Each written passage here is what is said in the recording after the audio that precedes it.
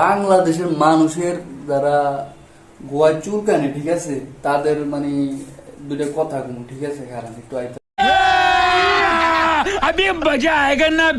কথাটা হইতাছে কি ভাই, কিছুদিন আগে তেজগাঁও নাকি হয়, তেজগাঁও মনে হয়, ওইখানে এক লোক ভাত বিক্রি করতো, ঠিক আছে, 100 টাকা প্লেট, মনে করেন যে আনলিমিটেড ভাত, ঠিক আছে, গরিব মানুষ রিস্কা আলারা সবাই খায়।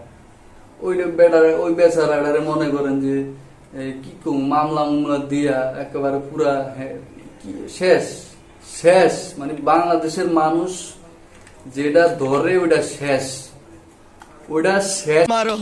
मारो हमको जिंदा मत छोड़ो सालो।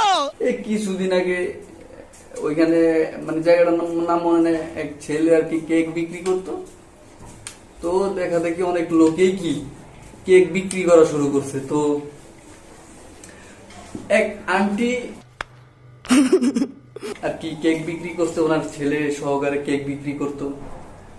শালার ঘরে শালার বাঙালি মাদার চোদেরা তোরা কি করলি, ওই বেচারারে এআই দিয়া সফটওয়্যার নামে একটা এআই দিয়া সফটওয়্যার আছে, ওইটা দিয়া তুই বেচারারে কি উল্টা পাল্টা মানে খারাপ ভিডিও তোরা বানায় দিছস, মানে মহিলাটার পচায় দিছস। मारो मुझे मारो মানে আর কি খায়া দেয় তো কাম নাই রে ভাই, তো কি আর খায়া দেয় কাম নাই? মানুষের কি পিছন মারতে কি খুব ভালো লাগে না?